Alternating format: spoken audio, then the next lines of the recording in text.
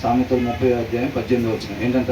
నా బుద్ధికి మించినవి మూడు కలవు. ఆ బుద్ధికి మించినవి మూడు కలవు. నేను గ్రహించలేనివి నాలుగు కలవు. నేను గ్రహించలేనివి 4 కలవు. అంటే పశుప్రాయులు అని అంటే సృష్టికర్తతో సంబంధం లేకుండా జీవించే వాళ్ళు.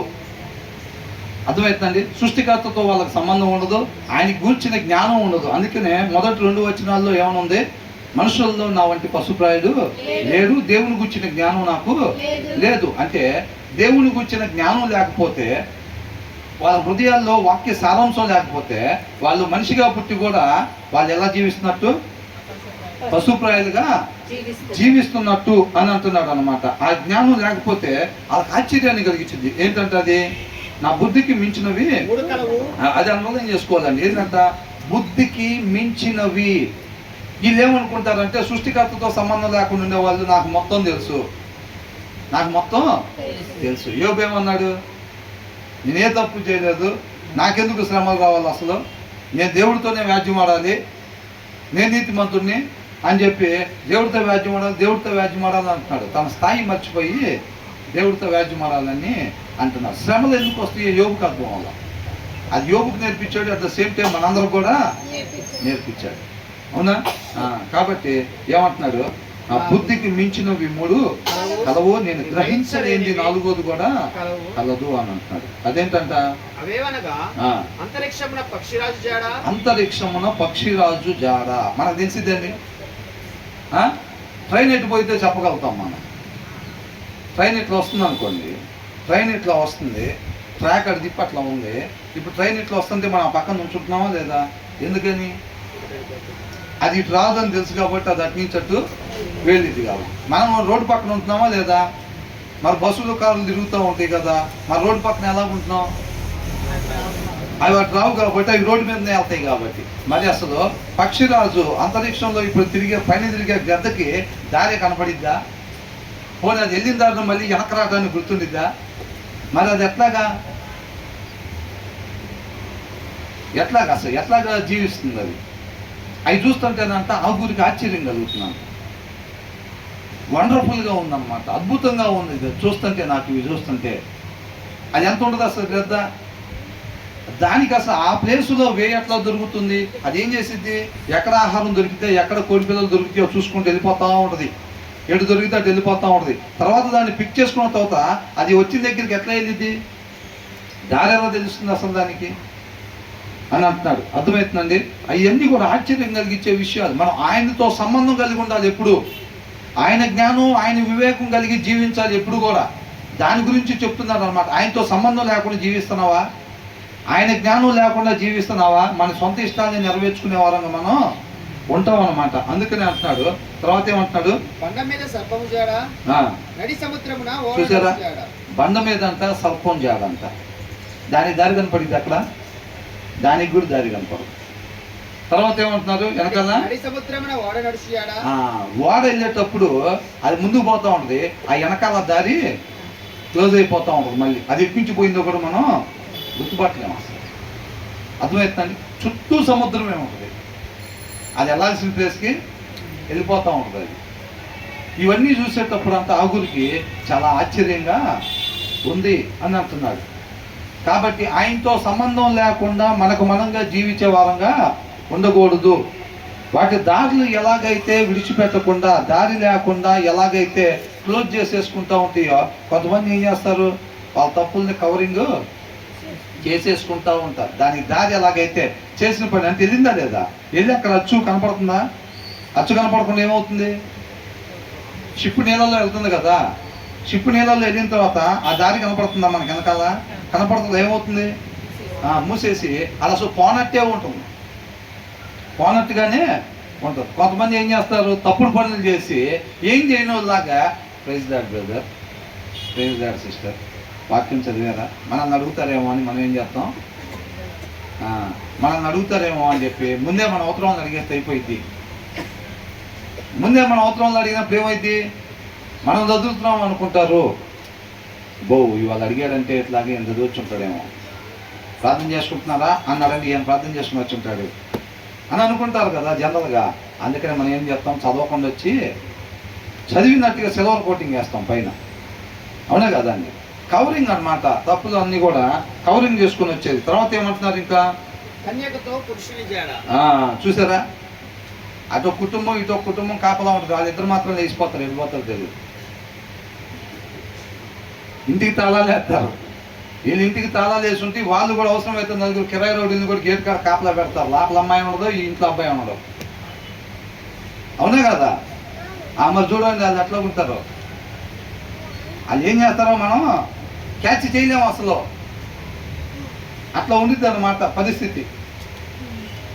తప్పులు కవరింగ్ చేసుకుంటూ ఉంటారు. తర్వాత ఏంటంట, జారిని యొక్క చారిన్యమును అట్టిదే, చర్యను అట్టిదే, అది తిని నోరు తుడుచుకొని నేను ఏ దోషము ఎరుగునను. జారిని అంతా ఏం చేసి దాన్ని పెళ్లి చేసుకొని వేరే వాళ్ళతో ఇలాగ ఏదన్నా సహవాసం ఉందనుకోండి, ఇల్లీగల్ కనెక్షన్ ఉందనుకోండి, ఏం చేసేది, భర్త డ్యూటీకి వెళ్ళి వచ్చే లోపల పోయి వచ్చేసి, ఏంటి ఎక్కడికి వెళ్ళావు, మధ్యాహ్నం లేవా, ఇంట్లో ఫోన్ చేస్తే అర్థం, నేను ఎక్కడికి వెళ్ళాను, ఏంటంట, నేను ఎక్కడికి తిని మూతి తుడుచుకునిద్దంట. తిని మూతి తుడుచుకొని అసలు ఏం తిన్నట్టే, నువ్వు తిన్నావా అక్కడ ఉన్నదని అంటే ఏమంటారు, అబ్బే నాకు అసలు జానీ ఈటింగ్ షుగర్ నో పాపం, ఏంటంట నో పాప అంటే ఆల్రెడీ మూతులు చేసుకుని తిని మూతులు చేసుకుంది అప్పటికే. అవునా కదండి? అట్లాగా మనం కూడా ఏం చేస్తాం, తప్పులు చేసేసి ఎవరు కనపడలేదులే, పరిశుద్ధులమే మనం, ముసుకేసుకొని చర్చికి యాస్టీస్గా శుక్రవారం వెళ్ళిపోవటమే. ఇంటి పక్కన మనం బండబూతులు తిట్టిన సంగతి కదా ఎవరికి తెలియదు కదా. కిటికీలో నుంచి మనం వాళ్ళని ఎట్టా ఇబ్బంది పెట్టాం, ఎట్టా అలిసాం. ఇక్కడ సిమెంట్ ఫ్యాక్టరీ దగ్గర మేము ఉండే దగ్గర చెప్పాక అంతకుముందు, మన కరోనా అప్పుడు ఓ చర్చి పాస్టర్ గారు చనిపోయారు. చనిపోతే ఏమైంది, వాళ్ళ తమ్ముడికి అంత తెలీదు, చర్చి మన చేతులు దాటిపోకూడదని చెప్పి వాళ్ళ తమ్ముడిని పెట్టారు అక్కడ పాస్టర్గా. వాళ్ళ తమ్ముని పెట్టి చర్చి మన చేయి దారిపోకూడదని చెప్పి వాళ్ళ తమ్ముని పెడితే, ఆయన చెబుతుంటే జనాలు లేదు, వాక్యానుసారంగా లేదు, మన ఇక్కడికి వస్తే బాగుపడమని చెప్పి వాళ్ళు ఏం చేశారు, వాళ్ళలో కొంతమంది వాక్యమే మనకి మెయిన్ అనుకున్న వాళ్ళు డివైడ్, వాళ్ళు ఏంటి అక్కడ సరైన ఆయన్ని పెట్టండి ఎవరన్నా, మేము ఇక్కడే ఉంటాం, మా ఫెలోషిప్ వదిలిపెట్టి వెళ్ళే ఆలోచన లేదు. అక్కడ ఎప్పుడైతే సరైన ఆయన్ని పెట్టలేదో వాళ్ళు సపరేట్ అయిపోయి వేరే దగ్గర ఒక ఇంటికి అద్దెకి తీసుకొని అక్కడ పెట్టుకుంటున్నారు అన్నమాట. అక్కడ పెట్టుకొని వేరే బ్రదర్ ఉంటే ఆ బ్రదర్కి ఆల్రెడీ 5 చర్చిలు ఉన్నాయి. సరే, కాకపోతే ఆయన మంచి వాక్యం చెప్తారంటే ఆయన పిలుచుకున్నారు అక్కడికి. అక్కడ ఆ ఇంటి దగ్గరికి అద్దెకి తీసుకొని పెడుతున్నారు. ఈ సగం బ్యాచ్ ఉన్నారు చూసారు ఆల్రెడీ ఆ చర్చిలో వాళ్ళు, ఈ ఇంటి పక్కన వాళ్ళు అన్నమాట. ఈ చర్చి ఎవరు ఇంట్లో జరుపుకుంటున్నారో ఆ ఇంటి పక్కన ఈ సగం బ్యాచ్ చర్చిలో వీళ్ళు సగం మంది వదిలిపెట్టి వెళ్ళిపోతారా మనల్ని, ఇలా పని ఎట్టు కాదని చర్చి టయానికి వెళ్ళే ఆ కిటికీ పక్కన పొగ పెడతాం. ఏంటంట, చర్చి టైం కల్లే కరెక్ట్గా ఆ కిటికీ దగ్గర పొగ పెట్టి ఆ పొగ మొత్తం కిటికీలో వదిలేయటం. అర్థమవుతుందండి? అది ఎక్కడ దాకా వెళ్ళింది అనుకున్నారు, మంగళగిరి ఎమ్మెల్యే ఆర్కే దాకా పోయింది వ్యవహారం. ఏమంటే మేము ఆ చర్చి దగ్గరికి వెళ్ళి ఇబ్బంది పెడుతున్నామా, మా మానాన్ని మేమేదో వేరే దగ్గర పెట్టుకుంటుంటే అక్కడి నుంచి చర్చిలో పొగబెట్టి దాంట్లో అన్నీ మిరగాయలు బొరగాయలు వేసి ఆలు పెట్టి పాపం వాక్యం జరుగుతుంటుంది, తగ్గటము అది ఇదే పని అయిపోయింది. ఇంకా వాళ్ళు ఏం చేశారు, వాళ్ళు ఇట్లా చేస్తున్నారని అని చెప్పి పోయి కంప్లైంట్ ఇచ్చారు. కంప్లైంట్ ఇస్తే వాళ్ళిద్దరిని పిలిచారు. మా ఇంటికాడ మేము వండుకుంటుంది ఏంటంటే వాళ్ళు కరెక్ట్గా అదే టైంలో వండుతారు. వాళ్ళు 8 నుంచి 10 గంటల దాకా వాక్యం అంటే ఆ టైంలో కరెక్ట్గా, ఎందుకని వస్తే మన చర్చికి రావాలి, లేకపోతే వాళ్ళు ఇంకా ఎక్కడ పెట్టుకోకూడదు. మీరు చెప్తే నమ్మరు. కరోనా అని చెప్పుడండి, అప్పటి నుంచి ఇప్పుడు దాకా చర్చి స్థలం దొరకలేదు తెలుసా. ఈ సగం బ్యాచ్ చేసే పని అనుకుంటున్నారు, అసలు వాళ్ళు చర్చికి స్థలం అమ్ముకొని చేస్తున్నారు ఆ ఊర్లో. ఇప్పుడు దాకా కూడా ఇంకా అవ్వాల పని. ఒక దగ్గర అడ్వాన్స్ కూడా ఇచ్చారు ఆల్రెడీ 2 సార్లు అడ్వాన్స్ ఇప్పిస్తే వీళ్ళందరూ కలిసిపోయి వాళ్ళ ఇంట్లో వాళ్ళతో మాట్లాడి వాళ్ళకి కానీ అమ్మితే ఊరుకోం మేము అది ఇది అని చెప్పి ఆ డబ్బులు వెనక్కి ఇప్పించారు. వాళ్ళకి ఇంత అడుగు దొరకదు. చూసారా, ఈ లోకంలో ఒక మంచి పని చేయడానికి 4 మంచి మాటలు మనం మాట్లాడుకోవటానికి ప్లేసు లేదు. ఇప్పుడు దాకా మన దగ్గర నుంచి వెళ్ళిపోయిన వాళ్ళకి అసలు చర్చికి స్థలం దొరకకూడదని చెప్పి వేటాడుతున్నారు అన్నమాట. అట్లాంటి పనులు అనమాట, కవరింగ్ కప్పిపుచ్చుకునే పనులు. మళ్ళీ వీళ్ళు ఏం చేస్తారు, ఇలా చర్చిలో శుభ్రంగా పాటలు పాడతాం, ప్రార్థన చేసుకోవటం, ఇది అర్థమవుతుందండి. తప్పులు చేసి కవరింగ్ చేసుకునే వాళ్ళని దేవుడు ఇష్టపడదు. దాన్ని విడిచిపెట్టడానికి ఇష్టపడి ఆయన్ని ఆశ్రయిస్తే ఆయన సహాయం చేస్తాడు, దగ్గరకు తీసుకుంటాడు. మనం ఎంత ఘోర పాపులమైనా, ఎంత భయంకరమైన వాళ్ళైనా, 100 మందిని మర్డర్ చేస్తున్నా అంటే పర్వాలేదా బ్రదర్? అట్లా అనుకోబాకండి, దేవుడు అట్లా చెప్పట్లా. ఒకవేళ మీరు ఏ స్థితిలో ఉన్నా, రోజు సీరియల్ చూస్తున్నారా, అబద్ధాలు ఆడుతున్నారా, బూతులు తిడుతున్నారా, లేకపోతే ఎట్లాంటి ఏదైనా సరే, నువ్వు ఎట్లాంటి భయంకరమైన పాపాలు చేస్తే నాలాంటి వాళ్ళని దేవుడు క్షమించడని మీకు తెలియదు. అసలు మీరేదో చిన్న చితక చేసుకుంటారులే, ఎంత భయంకరమైన మీకు తెలియదు, భయంకరమైన మీకు తెలియదు అని మీరు అనుకోండి. ఎంత భయంకరం వాళ్ళైనా సరే, మరణశిక్షకు గురైన శిలువ మీద ఆయనకి మరణశిక్ష వేసారంటే యేసుక్రీస్తు పక్కన వేసారా లేదా? ఒక ఆయనకి మరణశిక్ష వేసారంటే ఆయన చిన్న చితక తప్పులు చేసి ఉంటాడా? మరణశిక్ష అంటే పెద్ద తప్పులు చేశాడు ఆయన. అలాంటి ఆయన దేవుడు క్షమించాడా లేదా? నినివే పట్టణం వాళ్ళు ఎలాంటి స్థితిలో ఉన్నారంట? ఖచ్చితంగా వాళ్ళంతా నశించిపోవాల్సిందే. ఆ పట్టణం వాళ్ళందరూ అంత భయంకరమైన పాపాలు చేస్తున్నారు. వాళ్ళు పద్ధతి మార్చుకొని, ప్రభువుని మేము మార్పు చెందుతాం, మేము నిజమైన మనుషులుగా మేము జీవిస్తాము, తోటి వారిని ఇబ్బంది పెట్టకుండా నీ ప్రేమతో నువ్వు మమ్మల్ని ఎలా ప్రేమిస్తున్నావో మేము వాళ్ళని అలా ప్రేమిస్తాం ప్రభువా అని ఎప్పుడైతే వాళ్ళు పద్ధతి మార్చుకున్నారో దేవుడు విడిచిపెట్టాడా లేదా?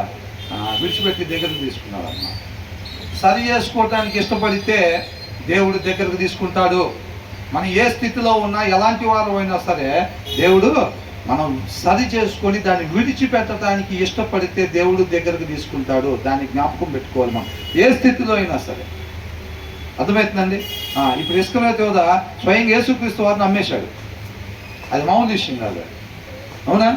ఆయన నమ్మేసినా సరే ఆయన్ని ఆశ్రయించుంటే కనుక దేవుడి దగ్గరికి తీసుకుని ఉండేవాడే. ఆయన్ని ఆశ్రయించలేదన్నమాట. కాబట్టి మనం కృంగిపోయి, ఇంకొక ఆయన ఉంటాడు, నువ్వు చేసిన పనికి నీకున్న దారి ఇది ఒకటే, అదిగో ఫ్యాను, ఇదిగో తాడు, అదిగో ఫ్యాను, ఇదిగో తాడు, ఇక చావు ఎందుకు, నీ బతుకు అంతా పని చేసిన తర్వాత కూడా నువ్వు వెళ్ళే మొహమాట చూపించుకుంటావు అని అంటూ ఉంటాడు. పక్కనే చేయడు, పొద్దుగూకుగా చచ్చిపో చచ్చిపో చచ్చిపో అంటూ ఉంటాడు. భర్త ఒక మాటని బయటకు వెళ్ళాడంటే ఆఫీస్కి, అసలు నీకు సిగ్గు సెర ఉంటాడు, వచ్చే లోపల చచ్చిపో, నువ్వు చచ్చిపో చచ్చిపో చచ్చిపో అంటూ ఉంటాడు. అర్థమవుతుందండి? మనం దేవుణ్ణి ఆశ్రయిస్తే ఆయన ప్రేమ చూపించేవాడు ఉంటాడు, జీవాన్ని ఇస్తాడు అన్నమాట. అర్థమవుతుందండి? జీవాన్ని ఇస్తాడు. మనం ఆయన్ని ఆశ్రయించేవారు. నువ్వు నేను ఎలాంటి పరిస్థితుల్లో ఉన్నా, ఎంతటి దుఃఖంలో ఉన్నా సరే ఆయన్ని ఆశ్రయించే వారంగా ఉండాలి. ఆయన విడుదల దయచేస్తాడు అని చెప్తున్నాడు అన్నమాట. మనుషుల వైపు చూసేవాడిని నష్టపోతాం, మనుషుల వైపు చూస్తే నష్టపోతాం అన్నమాట. అర్థమవుతుందండి? దేవుడి వైపే చూసే వారంగా ఉండాలి ఎప్పుడు కూడా. కాబట్టి అలా కప్పిపుచ్చుకునే వారంగా కాకుండా మనం ఒప్పుకొని విడిచిపెట్టే వారంగా మనం ఉండాలి. తర్వాత ఏమంటున్నారు? భూమిని వణికించినవి 3 కలవు, అది మోయలేనివి 4 కలవు. చూడండి, ఇలా ఇవన్నీ చూసినప్పుడు ఆగుది ఇవన్నీ మనకి ఎందుకు చెప్తున్నాడు అంటే, అవన్నీ చూసినప్పుడు మనకు ఒకళ్ళ కనపడాలి. ఎవరు? దేవుడు కనపడాలి.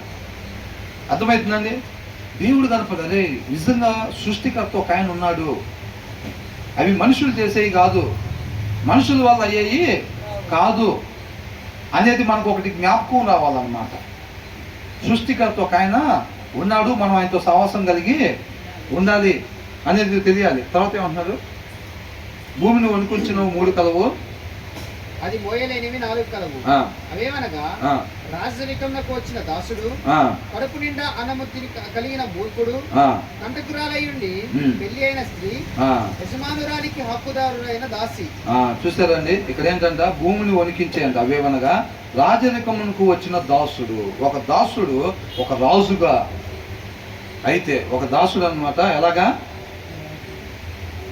రాజుగా అవటం, అసలు ఇది ఎలా సాధ్యం? ఎలాగవుతారు? A servant who becomes king. చూసారా? దేవుడు అనుకుంటే చేస్తాడా లేదా? యేసేపు ఎవరు? అమ్మేశారు ఆయన బానిసగా, అవునా? బానిసగా అమ్మేస్తే ఏం చేశాడు దేవుడు? అది ప్రధానమంత్రిగా చేశాడు. అక్కడ ఆయన ఏది చెప్తే అది జరిగిపోవటమే, ఫరో అది చేయటమే, ఇంకంతే. ఉన్న వాళ్ళలో జ్ఞానవంతుడు యేసేపు కాబట్టి తీసుకొచ్చి ఫరో ఆ స్థానం ఇచ్చాడు. కింగ్ అంటే ప్రతిదీ చూసుకొని అది ఇది మొత్తం ఏం చేయడు. ఆయన కింద మొత్తం హోంవర్క్ చేసేవాళ్ళు, ఇన్వెస్టిగేషన్ చేసేవాళ్ళు ఉంటారు అన్నమాట. మేధావులను పెట్టుకుంటారు. వాళ్ళు పెట్టుకొని వాళ్ళందరూ ఏదైతే చూసి చెప్తారో దాన్ని బట్టి చూసి కింగ్ ఫైనల్ డెసిషన్ తీసుకొని ముందుకి ఆర్డర్ పాస్ చేస్తాడు అనమాట. అవునా? ఒక బానిస కింగ్ లాగా, రాజులాగా ఎలాగవుతున్నాడు, ఇవన్నీ చూస్తుంటే ఏమనిపిస్తుందంట. తర్వాత ఏమంటున్నారు, కడుపు నిండా అన్నము కలిగిన మూర్ఖుడు, a servant who becomes king, a godless fool who gets plenty to eat అని అంటున్నారు. ఒక మూర్ఖునికంట కడుపు నిండా ఆహారం దొరుకుతుంటే చూస్తుంటే నాకు ఆశ్చర్యంగా ఉంది. ఈ భూమి అంతా దాన్ని భరించలేకపోతా ఉందన్నమాట. అంతేనా అవుతుంది, వణికించునని అని అంటున్నారు. తర్వాత ఏమంటున్నారు, కంటకురాలయ్యుండి పెండ్లి అయిన స్త్రీ. చూసారా ఏమంటారు, ఆమెకి ఎత్తైందిరా పెళ్ళి, అసలు ఆ అమ్మాయికి ఎత్తైందిరా బాబు పెళ్ళి అంటారు. అవునా? కొంతమంది తిరుగుబోతులు ఆలీలు ఉన్నారనుకోండి, ఆ అమ్మాయి పెళ్ళి అయింది అనుకోండి, లేకపోతే అబ్బాయి పెళ్ళి అయింది అనుకోండి, ఏమనుకుంటారు, అసలు వాడికి ఎత్తైందిరా పెళ్ళి, వాళ్ళు ఎంక్వైరీ కూడా చేసుకున్నారు కనీసం. అవునా? ఎంక్వైరీ కూడా చేసుకున్నారు అనుకుంటారు. సంబంధాలు పాపం ఒకటి చూస్తే ఎక్కడెక్కడి నుంచో ఇస్తారు.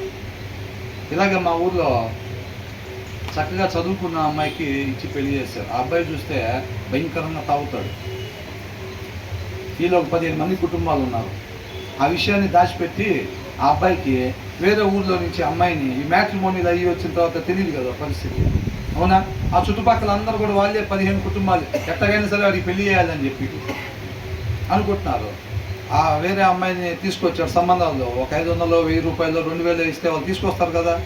తీసుకురాగానే వాళ్ళు చూసుకొని వాళ్ళు వీళ్ళతో కనుక్కున్నారు. చుట్టుపక్కల వాళ్ళు ఇదే కదా కుటుంబాలు.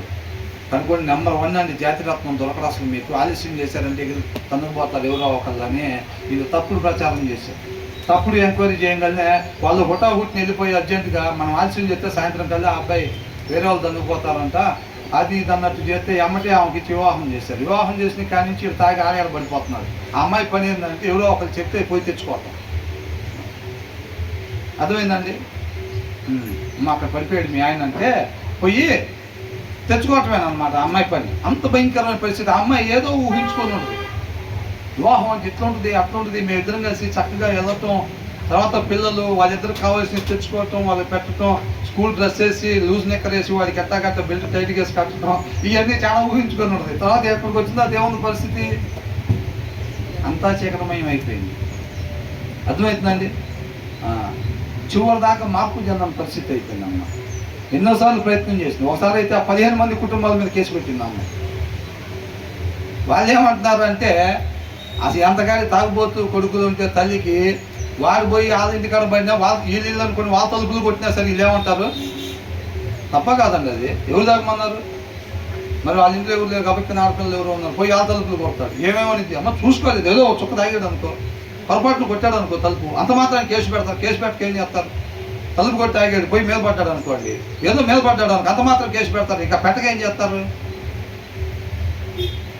తల్లికి అట్లా కనపడిద్ది అనమాట. తాగుబోతున్న తల్లికి ఎట్లా కనపడిద్ది, ఏదో వాడు బలహీనతమ్మ కొద్దిగా తాగాడు, మా ఇల్లు అనుకొని మీ ఇల్లు తలుపు కొట్టాడు, మా ఇల్లు అనుకొని మీ ఇంట్లో తలపడ్డాడు వచ్చి అన్నట్టుగానే అంత తప్పు జరిగిపోతున్నా కానీ ఇంకేమనుకుంటారు, అది ఏదో అట్టగా వాడికి ఉన్న బలహీనతను బట్టి అట్లా జరిగింది, అర్థం చేసుకుని వదిలిపెట్టాలిగా అని అనుకుంటారు అన్నమాట. అర్థమవుతుందండి? అర్థం చేసుకుని వదిలిపెడతారు అట్టగా. కాబట్టి మనం ఏంటంట, మూర్ఖుడికంట కడుపు నిండా అన్నం దొరకటం, ఒక బానిస రాజుగా అవ్వటం, ఈ విషయాలన్నీ చూస్తుంటే ఆశ్చర్యం కలిగిస్తున్నాయి అంట. అంటే ఇవన్నీ ఎలా జరుగుతున్నాయి?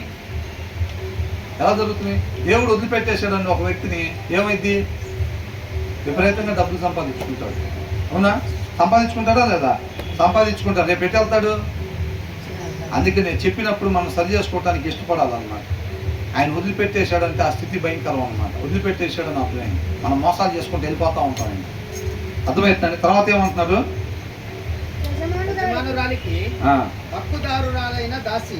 చూసారండి, దాసిగా ఉండేవమ్మా యజమానురాల్లాగా అయిపోయింది అన్నమాట. ఇవన్నీ చూస్తుంటే అసలు ఆగురికి ఎన్ని వింతలాగా ఆశ్చర్యాలుగా ఊహకందనీయంగా ఉన్నాయి అన్నమాట. ఇవన్నీ చూస్తుంటే సృష్టికర్త ఉన్నాడు ఒక ఆయన. అర్థమవుతుందండి? ఆయనతో మనం సహవాసం చేయాలి, ఆయన జ్ఞానం ఆయన వివేకం కలిగి మనం నడుచుకోవాలి. ఇవన్నీ మీకు తెలుసా? మీరు చెప్తారా? ఇప్పుడు ఒక గద్దను పంపిస్తాం, ఇటు నుంచి అటు పంపిస్తాము, తర్వాత మిమ్మల్ని పిలుస్తాం, మీకు అన్నీ తెలుసు కదా, సృష్టికర్తతో మీకు పని లేదు, మీకు అన్నీ తెలుసు, మరి అది ఎటుపోయిందో చెప్తారా మీరు అని అడుగుతున్నాడు. బండ మీద ఇటు నుంచి అటు పావును పంపించామండి, ఇటు పాము పంపించామండి, అది ఎటుపోయిందో చెప్పండి అని చెప్తారా? ఇప్పుడు నడి సముద్రంలో ఒక షిప్ను పంపించాము, ఆ దారి మూసిపోయి అంత నార్మల్గా అయింది, మీరు చెప్తారా అని అడుగుతున్నాడు. అవన్నీ ఏంటంట మన ఊహకి మించినవి అని అంటున్నాడు. అవి ఆశ్చర్యం కలిగిస్తున్నాయి. నువ్వు అన్నీ తెలుసు అనుకుంటున్నావా? నాకు మొత్తం తెలుసు, ఆయనతో పని లేదు అసలు. ఏంటంట నాకు మొత్తం తెలుసు, ఆయనతో నాకు పని లేదని నువ్వు అనుకుంటున్నావా? అలా బతుకుతున్నట్టయితే నీ నోటి మీద చెయ్యేసుకో అని అంటున్నాడు. యోబు కూడా ఏం చేశాడు? భూమికి పునాది వేసినప్పుడు నువ్వు ఎక్కడున్నావు, దానికి ఎవరు వేశారు, దాని విస్తీర్ణత ఎవరు ఏర్పరిచారు, ఇవన్నీ చెప్తుంటే యోబు ఏం చేశాడు? మొత్తం తెలుసు అనుకున్నాను, నాకేం తెలియదు, ఇక ఎప్పుడు కూడా నేను నోరు తెరవను అని అన్నాడు. సేమ్ యాజ్ ఇట్ ఈజ్గా అన్నమాట ఇది. ఇవన్నీ చెప్తుంది, దానికే చెప్తున్నాం. అర్థమవుతుందండి? మనం అనుకుంటాం ఆయనతో మనకు పని ఏముంది, మనకు మొత్తం తెలుసు కదా అని అనుకుంటాం. ఎవరికి? హృదయంలో వాక్యం లేని పశుప్రాయాలకి ఇలా కనిపించింది అన్నమాట మొత్తం. అవన్నీ నువ్వు జాగ్రత్తగా గమనిస్తే కనుక ఒక ఆయన ఉన్నాడు, ఆయనతో మన సహవాసం కలిగి ఉండాలనేది అర్థమైంది అని అంటున్నాడు. తర్వాత ఏంటంట? ఎన్ని ఉన్నాయంట? 4 ఉన్నాయంట భూమి మీద చిన్నవి. 4 things అనంత స్మాల్. అయినా సరే దే ఆర్ ఎక్స్ట్రీమ్లీ వైస్ అని అంటున్నాడు. మిక్కిలి జ్ఞానం కలిగినాయి అంట. అవి పెద్దయా? గులియాతలాగా ఇట్లా ఉన్నాయా? నెఫీల్ లాగా ఎంత ఉన్నాయా? అవి చిన్నవి అంట. చిన్న ఈ భూమి మీద, కానీ మిక్కిలి జ్ఞానం కలిగి ఉన్నాయి అంట. అవన్నీ నువ్వు చూస్తుంటే ఆశ్చర్యం అనిపిస్తుంది. అది చూస్తే ఎంత ఉంది, దానికి అంత జ్ఞానం ఎక్కడి నుంచి వచ్చింది అసలు? అది ఎక్కడి నుంచి వచ్చింది? దానికి అదిగా పెట్టుకుందా? ఎవరు ఇచ్చారు? దేవుడు ఇచ్చాడు. అవునా? అది అంటున్నాడు. ఏంటంటే అది చీమలు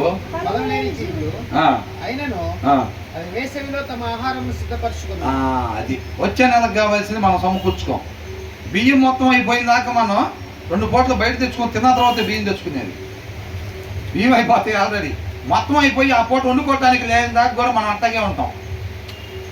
సరే ఇప్పుడు ఏం చెప్తాంలే, వెళ్ళి బయటకు వెళ్ళి టిఫిన్ తీసుకొచ్చేస్తేదన్నా, మళ్ళీ టిఫిన్ చేస్తా అట్లా 2 పూటలు అయిన తర్వాత అప్పుడు డబ్బులు ఖర్చు అయిపోతున్నాయి అంటే అప్పుడు పోయి బియ్యం తెచ్చుకుంటాం. కానీ చీమలు ఎట్లా ఉన్నాయి అంత? మనం ఎంత ఉంటాం? ఎంత హైట్? 5'8". ఏందంట అది? పనికిరాంది 5'8" అయితే ఏంది, 8'5" అయితే ఏముంది? చీమలు ఎంత హైట్? చీమలను అడిగితే జాయిస్ ఏం చెప్తే? చీమలను అడిగితే ఏం చెప్తే హైట్ ఎంత అంటే? అవునా? కాకపోతే ఎంత జ్ఞానం కలిగి ఉంటున్నాయో చూడండి. అది కావాల్సిన ఆహారం అంటే ఏం చేస్తాయంట? వేసవిలోనే తన ఆహారమును సిద్ధపడి. అసలు ఎట్లా వచ్చింది అది? ఆ జ్ఞానం వాడికి ట్యూషన్ చెప్పింది ఎవరు? అది స్కూల్ చెప్పింది ఎవరు? జర్సన్. వాళ్ళకి అసలు ట్యూషన్ చెప్పింది ఎవరు? స్కూల్ చెప్పింది ఎవరు? వాళ్ళ తల్లిదండ్రులు ఎవరు? అంత బాగా నేర్పారు ఆ జ్ఞానం దానికి. ఇవన్నీ చూస్తుంటే ఆశ్చర్యం వేస్తుందంట. అర్థమవుతుందా? అది ఆహారం సిద్ధపరచుకున్నాను. చిన్న కుందేళ్ళు అంట, బలం లేని జీవులు. చిన్న కుందేలు ఎంత ఉంటుందండి? ఎంత ఉంటుందా? మనం పోయి కడ్డమ్మ కొని చూసాం ఒక దగ్గర, చూస్తే భయపడ్డాం. నా మీద ఎత్తుంది అది. ఇంకా అది 4 కాళ్ళ మీద ఇట్లా నుంచోంటే నా మీద ఎత్తుంది. ఇంత ఉంది అది, అంత భయంకరంగా ఉంది. ఈ చిన్న కుందేలు ఎంత ఉంటుందండి? అవునా? చిన్నగా ఎంత ఉంటుంది. పెద్ద కుందేలు వేరు. మళ్ళీ అది కొద్ది కనపడతా ఉంటుంది అట్లాగా అడవిలో తిరిగాయి. చిన్న కుందేలు అంతా ఏం చేసిద్ది? బలం లేని జీవులు అయినను చూసారా? పెద్ద పెద్ద కొండలు ఉంటాయి చూసారా? ఆ కొండల సందుల్లో వాటికి ఇల్లు కట్టుకుంది. అపార్ట్మెంట్ అన్నా కూలిపోయిద్దేమో, కానీ పెద్ద గాలి తుఫాన్లు లేక అయ్యొస్తే పడిపోయాయి ఉండవా? నానిపోయి పడిపోయే గోడలు ఉంటాయి, కూలిపోయే అపార్ట్మెంట్లు ఉంటాయి. కానీ ఆ కొండ సందుల్లో ఉన్న వాటికి ఇల్లుకి మాత్రం ఏమీ కాదు. దానికి అంత సేఫ్టీ ప్లేస్లో ఇల్లు కట్టుకోవటం ఎవరు నేర్పారు దానికి అసలు అని అంటున్నాడు ఆగురు. ఇవన్నీ చూస్తుంటే నాకు ఆశ్చర్యం కలుగుతుంది. నా జ్ఞానం ఎంతో నాకు తెలుస్తుంది అని అంటున్నాడు. నన్ను మించిన జ్ఞానం ఉంది అని అంటున్నాడు. అర్థమవుతుందండి? అసలు ఆ ప్లేస్లో దానికి ఇల్లు కట్టుకోవాలి. అసలు తుఫాను వచ్చినా, ఎంత గాలి వచ్చినా, ఏదొచ్చినా కానీ నాకు ఇబ్బంది కలగదు, నాకు సేఫ్టీ ఉంది. దానికి ఎవరు నేర్పారు? అది బలం లేని జీవి అంట. మోసుకొచ్చుకుని ఆ రాళ్ళు మనోళ్ళు మోసుకొస్తారు. అపార్ట్మెంట్కి ఎక్కడి నుంచో వస్తాయి. సిమెంటు, ఇసుక, పెద్ద పెద్ద ప్రొఫెషనల్స్ వస్తారు బిల్డర్లు కట్టడానికి. అవి కూడా పడిపోతాయి. ఒకసారి పడిపోతాయా లేదా? పడిపోతాయి. కానీ వీటి ఇళ్ళకి మాత్రం ఏమి పెద్ద పెద్ద ఉరువులు, మెరుపులు, తుఫాన్లు వచ్చినా అవి బాగుంగానే చిన్నగా బయటకు వచ్చి చూసుకొని అది మళ్ళీ బయట తిరుగుతూ ఉంటుంది. ఎగిరిపోయింది, కప్పు ఎగిరిపోయింది, టెంట్ ఎగిరిపోయింది, టెంట్ అని బ్రదర్ ఫోన్ చేసేది. ఆయనకి అట్లాంటి ఏమి ఉండవు. అవి చక్కగా మళ్ళీ ఎంత పెద్ద తుఫాను సునామీ వచ్చినా కానీ అది మళ్ళీ ఇంటికి వచ్చేసి చదువుకునే పని కూడా లేదు. అట్లాంటిది వస్తున్నాం. తర్వాత మిడతలకు రాజు లేడు, మిడతలకు ఎవరు లేరంట, రాజు లేడు. అయినను అవన్నీ పంక్తులు తీరి సాగిపోవు. అసలు చూసారా వాడికి ఎవరు నేర్పారు లైన్ లో పోవాలని? సైన్యం ఎట్లా పోయిద్దో చూసారా? ఎక్కడున్నా ఆనంద్, ఎక్కడున్నా వాటికి అసలు సైన్యం ఎలా పోయిద్దో చూసేవా చేస్తున్నా ఎప్పుడైనా? ఒకసారి ఆర్మీ పంపిస్తే చూసి వస్తానంటావా? అయితే ఎలాగెళ్తారు వాళ్ళు సైన్యం? లైన్గా అసలు మనం చుక్కలాట ఆడతాం చూసారు, మనమన్నా ఒకరికి పెడతామేమో కొద్దిగా. వాళ్ళంత పర్ఫెక్ట్ స్టెప్పింగ్ పర్ఫెక్ట్గా వెళ్తారు. వాళ్ళు మార్చి చేసేవాళ్ళు చూశారు కదా, అట్లా వెళ్తారు వాళ్ళు అంత పర్ఫెక్ట్గా. ఇక్కడంటే నేర్పుతారు. ఆగస్టు 15 అవుతుందంటే ముందే నేర్పుతారు. జనవరి 26 అవుతుందంటే నవంబర్ డిసెంబర్ దగ్గర నుంచే పిలిచి పిల్లలకు ట్రైనింగ్ ఇస్తారు మొత్తం. ఆడికి ఎవరు ఇచ్చారు అసలు? మిడతలు ఎలాగెళ్తాయి అంట. ఒక్కోసారి పైన పక్షులు పోయేది కూడా చూసారా? ఎంత పర్ఫెక్ట్ లైనింగ్ వెళ్తాయి. టర్నింగ్ తిరిగినా కానీ వా ఎంత బాగుంటుంది. తీరా ఫోన్ ఫోటో అదే మన బొమ్మ అంటే స్కూల్ బస్సు వచ్చిందంటే చాలు, ఒకరి టైర్ కింద ఒకరి టైర్ పైన. అవునా? ఒకరి కిటికీలో నుంచి మొన్న కాలం ట్రైన్లో వాళ్ళ హస్బెండ్ అనుకుంటా కిటికీలో నుంచి లోపలికి నెడుతున్నాడు ఆయన. అసలు చూడండి మరి జనరల్ ట్రైన్ ఏమో కానీ ఓపెన్ విండో కిటికీలో నుంచి లోపలికి నెడుతున్నాడు. అటు నుంచి పోయేసరికి అంతా గుంపులుగా ఎక్కుతూ ఉంటారు కదా, సీట్ దొరుకుతుంది. ఇంకా చూడండి మామూలు విషయం కాదు. ఈ లోపల ట్రైన్ కలిగితే సగం బయట సగం లోపల, అంతేనా కదా? అలాంటి పరిస్థితులు ఉంటాయి. కాబట్టి ఇక్కడ చూడండి ఎంత మిడతలో ఎంత పర్ఫెక్ట్గా వెళ్ళే లైనింగ్. అవి రావటం ఒక్కసారికి ఇట్లాగా వచ్చేసేస్తూ ఉంటాయి. ఎంత లైనింగ్ వెళ్తాయి అసలు. అది ఆ జ్ఞానం ఎక్కడి నుంచి వచ్చింది? మిడతలు అంటే ఎంత ఉంటాయి, అవునా కదా? అసలు చూడండి వాటి జ్ఞానం చూడండి ఎలా ఉంటాయి. తర్వాత ఏమంటున్నారు? బలిని చేతితో నీవు పట్టుకొనగలవు. బలిని అంటే ఏం చేస్తామంట? చేత్తో పట్టుకుంటాం మనం బలిని. అయినా కానీ రాజుల గృహంలో అది రాజుల గృహం, రాజులు చెప్తుంటుందండి. అది రాజు మోసుకెళ్లాల్సిన పని లేదు, సున్నం వేసుకెళ్లాల్సిన పని లేదు, వాళ్ళకెళ్ళ కూలీలు ఇవ్వాల్సిన పని లేదు. అదే ఇంట్లో అది కూడా ఉండిద్ది. ఉండిద్దా లేదా? రాజులు ఇల్లు ఎట్టుంటుంది? మనలాగా ఓ పక్కన పట్టా కప్పి ఓ పక్కన రేకులు పెట్టుంటుందా? ఎట్టుంటాయి రాజుల ఇల్లు అంటే? అప్పుడప్పుడు కోటలకి వెళ్ళి చూస్తాం కదా మనం. కొండపల్లి కోట, లేకపోతే హైదరాబాద్లో గోల్కొండ కోట, లేకపోతే ఇట్లాంటి కోటలు చూస్తూ ఉంటాం. ఏంద్రా గోడ ఇంతలా ఉంది ఇంద్రా అనిపించింది. కొన్నిసార్లు ఒక్కొక్క గోడ ఎంత ఉంటుంది. మేము సూరత్ వెళ్తే సూరత్ క్యాజువల్ అని ఒకటి ఉంది, ఎంత ఉంది గోడ, అర్థమవుతుందండి? అట్లాంటి కోటలు ఉంది అంట. ఆ బల్లి ఎలా ఉంటుంది? ఒక చిన్న రాయి కూడా మోసుకెళ్ళలేని బల్లి. అది దాని ఇల్లేగా, ఇంకా దాని ఇల్లేనా కదా? అది ఇల్లే.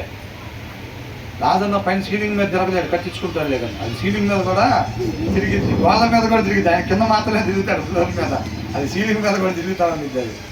అవునా కదండి? తర్వాత ఏమంటున్నారు? క్రమముగా నడిచే 3 కలవు, టీవీతో నడిచినవి 4 కలవు. అవేమనగా ఎల్ల మృగములలో పరాక్రమ గలదే, ఎవరికి భయపడి వెనుకకు తిరగని సింహము. సింహానికి ఆ ధైర్యం ఎక్కడి నుంచి వచ్చిందండి అసలు? నేర్పుతున్నాయా? పెద్ద సింహాలు ముందే నేర్పుతున్నాయా? చిన్న సింహమే మనం ఎంత ఎత్తున్నామా? చిన్న సింహం ఎంత ఉంటుంది? అది ఎంత ఉంటుంది? జూకి వెళ్ళినా సరే మనం సింహం పిల్ల అది మనుషుని చూడగానే ఏమనిది? అసలు గాండ్రించుకుంటా ఇట్లా పైకి పెట్టుకొని మూతి ఆ 2 పళ్ళు ఇట్లా వేసుకొని ఏమనిది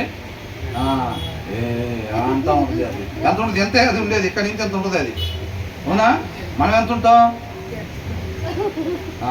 ఇట్లా చూస్తూ ఉంటాం. అదే చూడ ఎంత ఉందో, చూడ ఎట్లా ఉంటుందో చూడ. అసలు ఏ మాత్రం మనం అక్కడి నుంచి పక్కగా తిరిగిందా కదా ఆపద తెలుసా? వదిలి పెడితే మామూలుగా ఉండదు. అసలు నన్ను బోర్డు కట్టారు కాబట్టి అవుతున్నా అన్నట్టు అది కూడా ఇంతదే. మరి దానికి ఎక్కడి నుంచి వచ్చింది అది? మనం చూడమంటే ఆవుగురు చూడండి అట్లా ఏం చూస్తున్నాడు. అందుకని సృష్టిని చూస్తే దేవుడు ఆయన్ని మహింపరుస్తాం అన్నమాట. ఆయన జ్ఞానం తెలిసిద్ది. ఆయన జ్ఞానంతో నిర్మించాడు దీన్ని. మనమైతే అదే సింహాన్ని ఆవుగురు చూస్తే ఆయనకు ఆశ్చర్యం కలిగింది, దేవుడి వైపు చూస్తున్నాడు. అదే సింహాన్ని మనం చూస్తే తోకబట్టుకొని లాగుదామని చూస్తాం. ఏం చేస్తాం? తోకబట్టుకొని లాగితే భలే ఉండిద్దని చూస్తాం. అట్లాంటి ఆలోచనలు మనకి. చూడాల్సిన వాటిని చూడాల్సిన రీతికి మనం చూడాలన్నమాట. తర్వాత ఏమంటున్నాడు?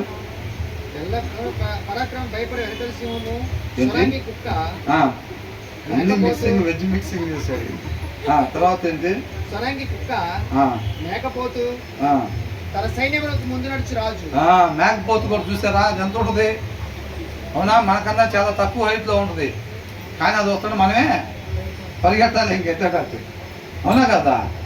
ఇప్పుడు ఇవి కూడా సోరంగి కుక్క, మేకపోతు, తన సైన్యములకు ముందు నడుచుతున్న రాజు. అది సైన్యానికి ముందు నడిచే రాజు అంట. భయపడి వెనక తిరుగుతాడా? అయితే జయం లేకపోతే మరణం తప్ప వెనక తిరగటం లేదు. ఇవన్నీ చూస్తుంటే ఆశ్చర్యం కలుగుతుంది. అసలు ఎక్కడి నుంచి వచ్చింది వాళ్ళ కథంతా? అర్థమవుతుందండి? ఎక్కడి నుంచి వచ్చింది ఇదంతా? ఆ చీమలకి ఎక్కడి నుంచి వచ్చింది? ఆ మిడతలకి ఎక్కడి నుంచి వచ్చింది? అసలు సింహానికి ఆ ధైర్యం ఎక్కడి నుంచి వచ్చింది? ఎక్కడి నుంచి వచ్చింది? నేనే ఇచ్చాను కదా అంటారా?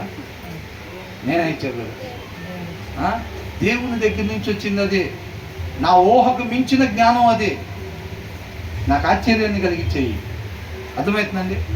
నేను గ్రహించలేకపోతున్నాయి అంటున్నాడు. తర్వాత ఏమంటున్నాడు? నీవు బుద్ధిహీనుడవై. ఇవన్నీ చెప్పింది దేనికంటే దీనికి, ఈ 32వ వచనానికి అన్నమాట. మనకు కూడా శుభ్రంగా 40వ వచనం దాకా, 38 నుంచి 40వ అధ్యాయం దాకా యోబు గ్రంథం మొత్తం కూడా అక్కడ ఏం జరిగింది? డిస్కషన్ జరుగుతూ ఉంటుంది. తర్వాత దేవుడు యోబు కూడా మాట్లాడుకుంటూ ఉంటారు. చివరిలో వచ్చింది అనమాట దేనికోసం అనేది. ఇది మొత్తానికి 32వ వచనం. నీవు బుద్ధిహీనుడవై అతిశయపడి ఉండిన యెడల, కీడు యోచించి ఉండిన యెడల, నీ చేతితో నోరు మూసుకొనుము. అది చూసారంటే, నీవు బుద్ధిహీనుడివై అతిశయపడి, నువ్వు పశుప్రాయుడిలాగా ఉంటావు. ఒకవేళ నాకు మొత్తం తెలుసు, నేను అన్నీ చేస్తాను, ఏంటి నేను చేయలేని లేదు అని అనుకుంటున్నావా? అలా అనుకునేవాడివి అయితే నీవు బుద్ధిహీనుడివై. స్టార్టింగ్ ఏమన్నాడు? మనుషుల్లో నా వంటి పశుప్రాయుడు లేడు. నువ్వు పశుప్రాయుడు అయి ఉండి నేను జ్ఞానవంతుడు అని నువ్వు అనుకుంటున్నావా? ఆ చీమలకు అది ఎక్కడి నుంచి వచ్చిందో చెప్పు. ఆ సింహానికి ఆ ధైర్యం ఎక్కడి నుంచి వచ్చిందో చెప్పు అంటున్నాడు. ఆ బండ మీద ఆ పాము ఎడిపోయిందో చెప్పు. నీకు మొత్తం తెలుసు కదా. ఆ సముద్రంలో ఆ షిప్ ఎడిపోయిందో చెప్పు అంటున్నాడు. చెప్తారా? ఈ ప్రపంచ సైంటిస్ట్ని తీసుకొచ్చి పెట్టినా చెప్తాడా వీటి గురించి? చెప్పలేడు. అంటే ఏంటంటే అర్థం, అవి మనిషి జ్ఞానానికి మించినవి.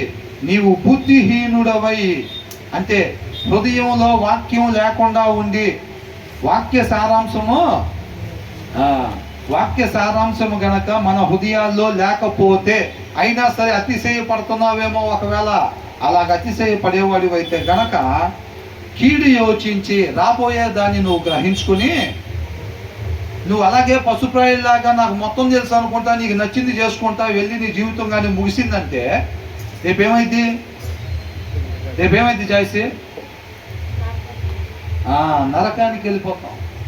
తండ్రికి శాశ్వతంగా దూరం అయిపోతాం. కాబట్టి రాబోయే కీడుని నువ్వు గ్రహించుకొని, కీడు యోచించి ఉండిన ఎడల నీ చేతితో నోరు మూసుకొనుము.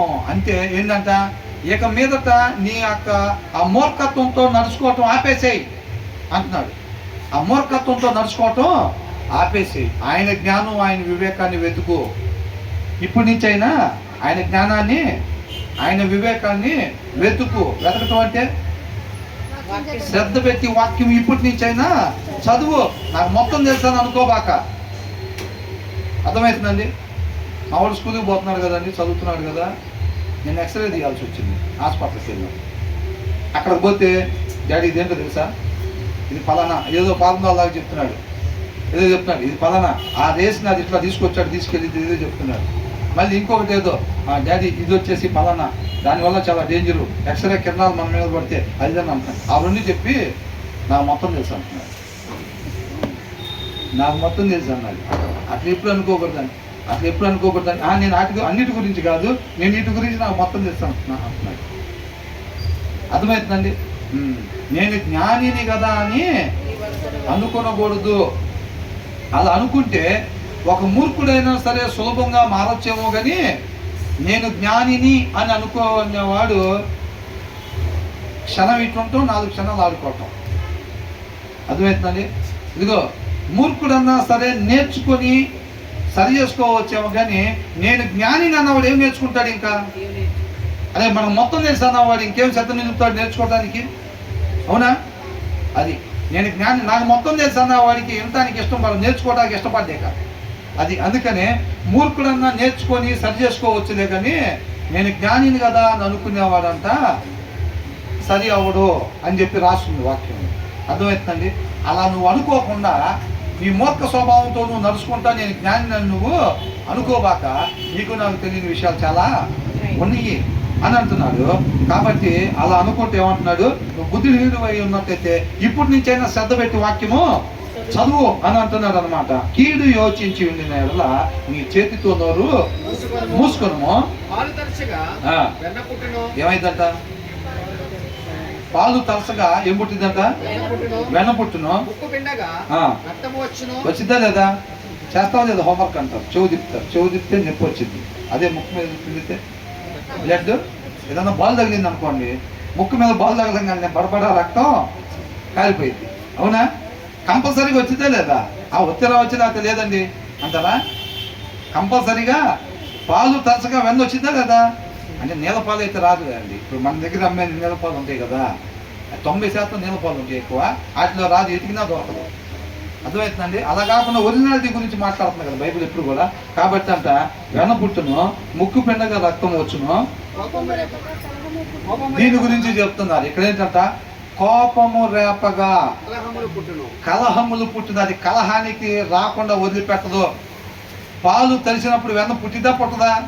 నువ్వు ఎప్పుడైతే కోపాన్ని ఎప్పుడైతే రేపుతావో నువ్వు వద్దనుకున్నా అక్కడ కలహం తయారైపోయింది అంతే, జగడం తయారైపోయింది అంతే, సూట్ కేసు తీసుకొని బయలుదేరిపోయింది అంతే, నువ్వు ఒంటరిగా ఉండాల్సి వచ్చింది అంతే. అవునా కదా? అది కాబట్టి అది కలహము అని నీకు తెలియగానే ఇమ్మీడియట్గా దాన్ని ఏం చేయాలంట? వదిలిపెట్టాలి. ఒక బొగ్గుల్లో వేడి బొగ్గులు చేతి మీద పడితే ఏం చేస్తాం? భలే ఉంది వెచ్చగా అనుకుంటావా? బాగా కాలిపోయాయి. చేతిలో పొరపాటును పడితే ఏం చేస్తాం? ఎమ్మటే రిలీజ్ చేస్తాం. అట్లాగా కోపాన్ని అంతా వెమ్మటే విడిచిపెట్టాలి తప్ప దాన్ని అట్లాగే అట్టి పెట్టుకొని దాంతో ఆడదామని చెప్పి ప్రయత్నం చేసామంటే ఖచ్చితంగా అక్కడ కలహం చెలరేగిద్ది. అర్థమవుతుందండి? కాబట్టి మనం అలాగా కోపతాపాలు పడే వాళ్ళగా కాకుండా చక్కగా మనం దేవుడి ప్రేమతో మనం అందరినీ ప్రేమించే వారంగా ఉండాలన్నమాట.